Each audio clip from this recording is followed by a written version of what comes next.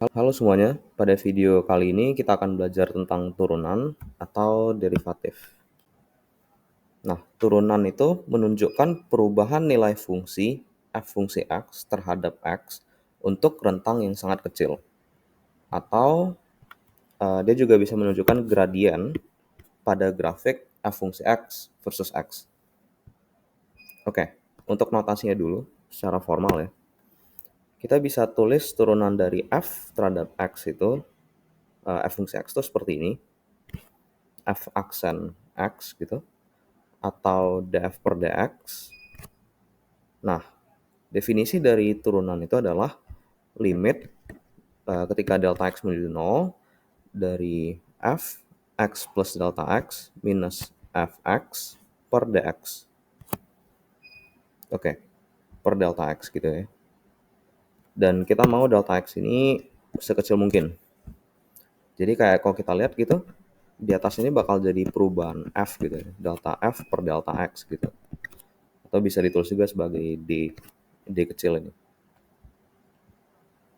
Oke. Coba kita lihat suatu fungsi di sini. Aku udah gambar f fungsi x terhadap x. Nah, lihat gambar merah ini ya fungsinya. Nah, kita mau tinjau suatu titik di sini lah, di area sini. Terus kita zoom in. Nah, setiap fungsi yang continuous ketika kita zoom in itu kita bisa aproksimasi sebagai garis lurus. Jadi kayak walaupun ini agak agak bengkok sedikit gitu. Cuma kalau kita zoom sampai sangat kecil seperti ini di situ gitu ya. Nah, dia tuh bakal menyerupai garis lurus. Jadi kalau kita lihat di sini ini garis lurusnya gitu.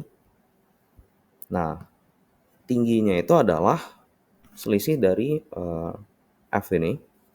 Jadi f x plus delta x minus fx kita juga bisa tulis sebagai df gitu ya. Dan bawahnya itu jaraknya adalah x plus delta x dikurang dari x. Jadi jawabannya delta x gitu ya. Nah, kita dapat bahwa gradien itu kan adalah perubahan y terhadap perubahan x kan. Nah, jadi gradien itu sama aja dengan turunan gitu. Turunan f terhadap x.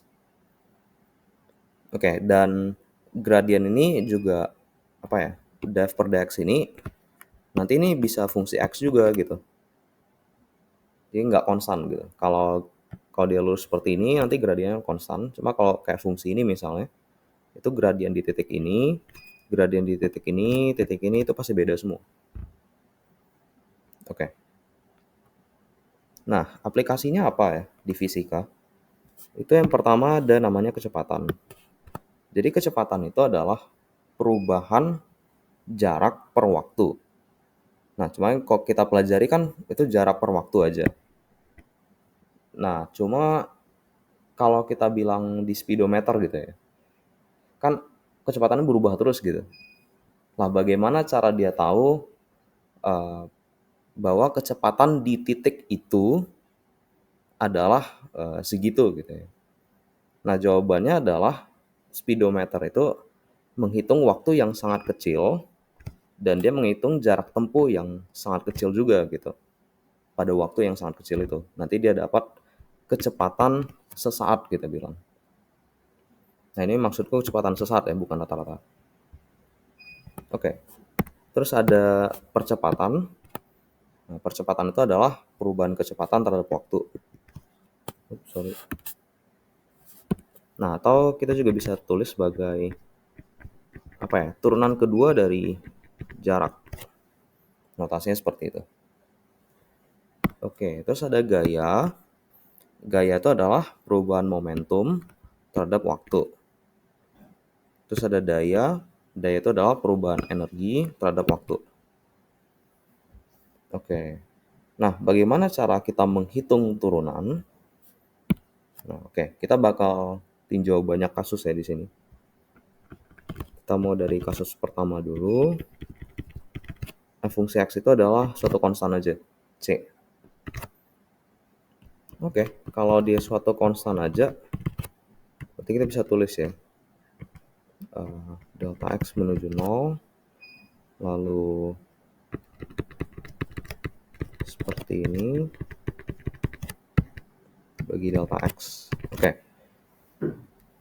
Kalau ini adalah suatu konstan, berarti untuk X plus delta X juga sama dengan C gitu ya. Kita dapat bahwa, kita masukin aja, limit delta X menuju 0, C minus C dibagi delta X gitu. C minus C ya 0. Itu jawabannya 0. Berarti kalau turunan suatu konstan, itu selalu 0. Oke, kita mau tinjau yang lain. Contoh 2. Kalau f fungsi X sama dengan X. Oke. Aku nggak usah tulis definisinya lagi ya, aku langsung masukin aja. Jadi kalau yang X plus delta X, itu jawabannya tinggal X plus delta X minus X gitu. Bawahnya delta X. Oke, ini hilang. Jadi tinggal limit delta X menuju 0, delta X dibagi delta X. 1 ya. Jadi turunan dari df per dx untuk fx sama dengan x itu adalah 1. Well, masuk akal ya, karena ya kalau f sama dengan x, berarti kita bisa bikin ini dx juga gitu. Dx per dx ya 1 gitu. Oke, contoh ketiga. Contoh ketiga kita punya, gimana kalau kita punya c kali x gitu. Ya kalau tadi itu kan cuma konstanta aja, cuma sekarang konstanta dikali x. Oke, kita coba aja hitung. Ambil limitnya. Nah, ini c x plus delta x dikurang cx ya. Nah, setelah kita simplifikasi ini, kita lihat bahwa cx-nya hilang.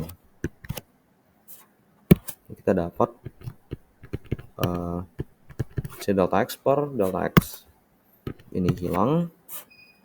Jadi jawabannya adalah c. Oh, sorry. Oke, jawabannya adalah c. Oke, contoh keempat. Gimana kalau kita punya fungsinya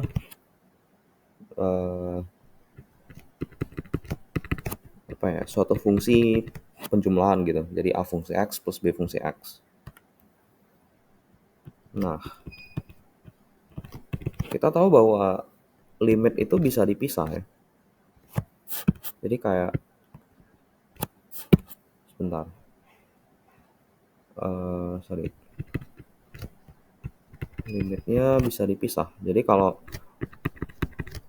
seperti ini, bentar, aku tulis dulu. Nah, a fungsi x minus b fungsi x ya kan. Seperti ini.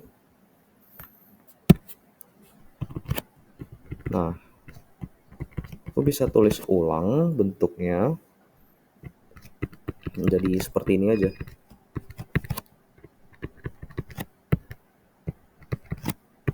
Nah, oke, b x plus delta x dibagi bx delta x. Oke, dengan definisi limit berarti kita dapat bahwa df-nya itu sama aja dengan dA plus dA per dx ditambah dengan dB per dx gitu. Jadi kalau ada penjumlahan seperti itu, kita bisa pisah jadi dA per dx ditambah dB per dx. Oke, sekarang contoh kelima.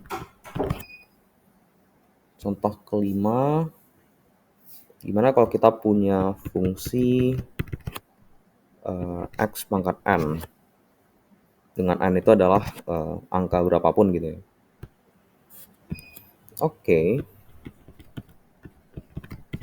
kita bisa pakai namanya ekspansi binomial gitu. Bentar, nanti kita lihat dulu ya. Tulis dulu deh. Nah, ini menuju 0. Terus kita dapat fungsinya seperti ini. Nah, ini dibagi delta x. Oke. Sekarang ada suku yang aneh gitu ya, suku ini. Ini kita bisa pakai namanya ekspansi binomial. Oke. Gimana bentuknya? Jadi bentuknya adalah seperti ini.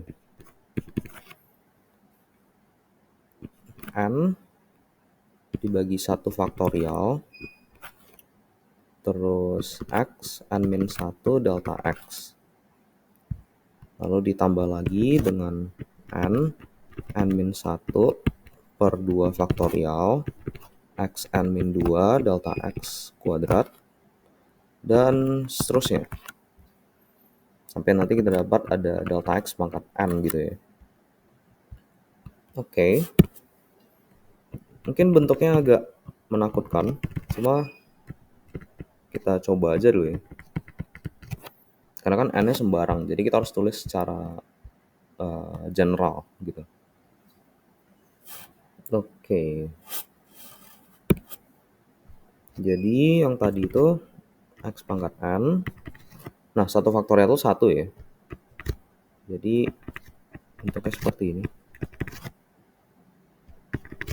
Ditambah n-1 dibagi 2 x n-2 delta x kuadrat sampai seterusnya. Nah, dikurang dengan x pangkat n. Ini semua dibagi dengan delta x. Oke, perhatikan bahwa ini hilang. Jadi kita punya suku ini aja sisanya sampai infinite itu. Oke. Kita bisa tulis lagi. Aku bagi aja ya semuanya terhadap delta x. Jadi jawabannya seperti ini. Ini ditambah dengan bagi 2 x n-2 delta x terus sampai delta x pangkat n-1. Oke, sekarang kita tinggal ambil limitnya aja. Kalau delta x mendekati 0, berarti dari sini sampai sini hilang semua ya. Karena kan ini ada delta x. Ini jadi 0. Ini jadi 0. Nah, ini juga jadi 0. Nanti yang tengah-tengahnya juga jadi 0. Berarti ini semua itu kita bisa bilang ini 0. Jadi jawaban kita itu hanyalah suku depan ini. Seperti itu. Jadi kalau kita punya x pangkat n gitu ya fungsinya, itu bentuknya adalah n(x) pangkat n-1 jawabannya. Oke, kita coba lihat contoh lain. Contoh ke-6, gimana kalau kita punya sekarang a fungsi x dikali dengan b fungsi x. Oke. Berarti df per dx-nya kita harus tulis dulu ya. Jadi x plus delta x dikali dengan b x plus delta x dikurang dengan a fungsi x b fungsi x semua dibagi dengan delta x. Oke. Nah, adakah trik yang bisa dipakai? Bisa ya, seperti ini caranya. Jadi aku tulis dulu. Oh sorry, bukan di minus, tapi dikali. Oke, kita kurang dengan a x plus delta x dikali b fungsi x. Nah, terus yang sebelah sini kita tambah dengan A X plus delta X minus, dikali dengan BX. Sini AX BX. Nah, perhatikan bahwa ini kan minus, ini plus, jadi nggak apa-apa ya, kan hasilnya 0. Kita nggak mengubah apapun suku yang di atas ini. Kayak kita tambah 0 aja di belakang, ini nggak masalah ya. Oke, terus semuanya kita bagi dengan delta X. Oke, gimana cara ini membantu kita?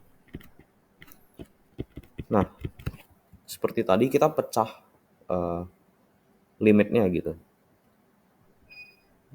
Lihat aja seperti ini. Jadi kita bisa faktorin aja. Nah, ini dikurang B fungsi X. Ini semua dibagi dengan delta X. Kayak gitu. Terus kita tambah dengan limit delta X menuju 0. Yang fungsi sebelah kanan itu adalah B fungsi X A X plus delta X dikurang A fungsi X dibagi dengan delta X. Oke. Perhatikan bahwa sebelah kiri ini tinggal A fungsi X saja ya, karena delta X ini aku anggap 0. Aku ambil limitnya di sini gitu, jadi delta X-nya hilang. Jadi tinggal A fungsi X dikali dengan turunan dari B. Nah, ditambah dengan B fungsi X dikali turunan dari A.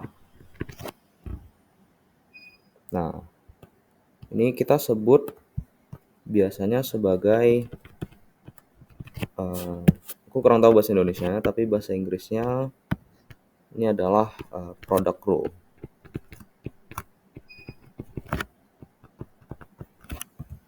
Oke. Kita lanjut. Ini example ke-7. Gimana kalau kita punya, tadi kan A kali B. Sekarang A per B deh. Oke, ada triknya di sini.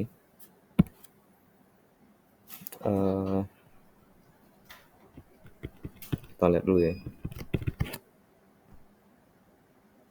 Nah, ini aku bisa ubah jadi A fungsi X dikali B pangkat min 1 X gitu ya. Oke. Berarti jadi limit. Dan karena kita udah tahu product rule, kita tinggal bikin aja seperti ini.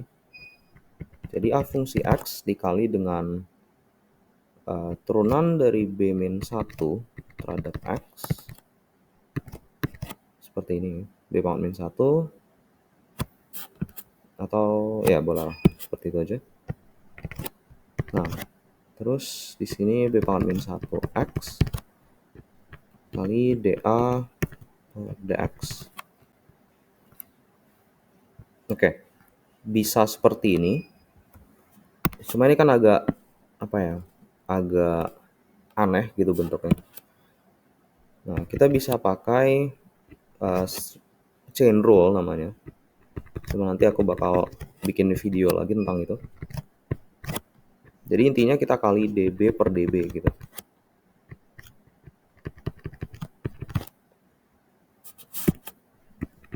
Buat yang itu ya. Oke. Jadi seperti ini. Dikali dB per dx.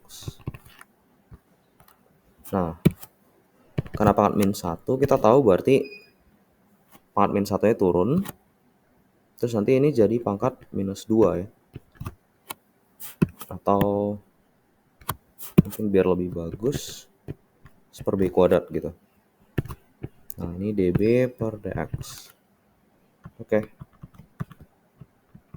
Kita dapat bahwa bentuknya Jadinya ini minus dikali A per B kuadrat dB per dx ditambah dengan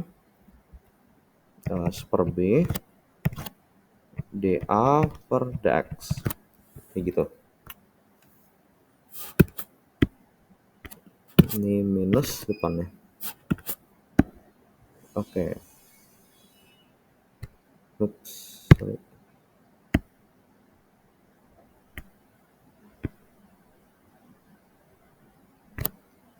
Oke. Itu kita pakai trik. Ini chain rule namanya.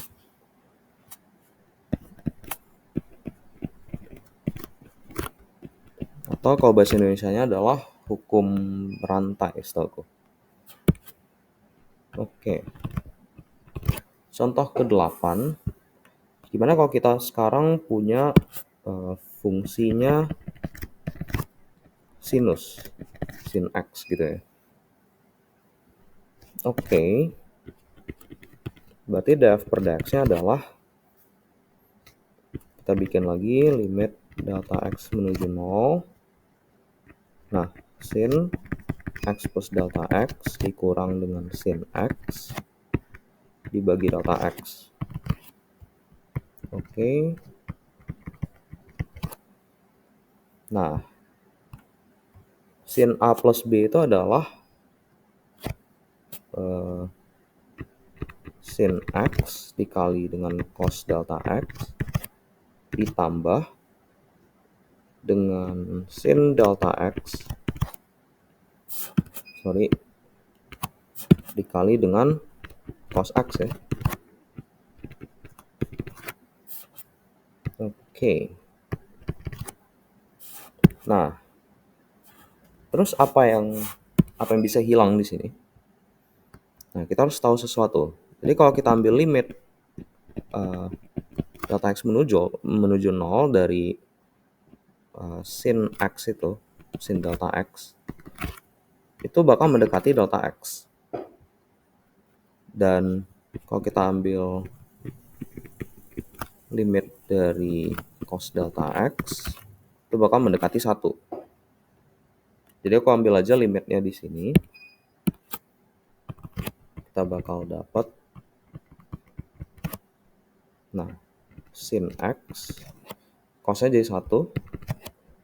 Nah, ini jadi delta x dikali dengan cos x dikurang dengan sin x. Semuanya dibagi dengan delta x. Ini hilang. Delta x-nya juga hilang. Jadi jawabannya, ini hilang ya. Jadi turunan dari sin adalah cos. Nah, kalian bisa coba sendiri juga untuk cos sama tan dan yang lain-lain. Oke, jadi aku bakal recap aja. Yang pertama, turunan dari suatu konstanta itu selalu 0. Oke, terus turunan dari x pangkat n itu adalah n dikali x pangkat n min 1. Terus yang ketiga, turunan dari kita bilang aja a kali b gitu ya. Itu, sebentar, ada yang aku lupa. Turunan dari c dikali suatu fungsi gitu. Nah, itu sama dengan konstantanya kita bisa bawa keluar gitu. Ini jadinya df per dx. Oke, yang keempat, turunan dari suatu fungsi gitu ya, fungsi kali gitu, f kali g. Nah, itu sama dengan f dg per dx ditambah dengan g df per dx. Nah, untuk fungsi bagi kita bisa, sebenarnya aku lebih suka pakai ini aja, chain rule ini sama ini gitu. Aku kombinasi nanti bakal dapet. Cuma kalau mau diingat itu kayak sebentar ya. Kita bisa tulis yang ini jadi sedikit lebih baik. Oke. Jadi tadi itu G dikali df per dx dikurang dengan f dg per dx dibagi dengan g kuadrat. Oke, sebentar aku cek lagi. Ya, oke, benar ya.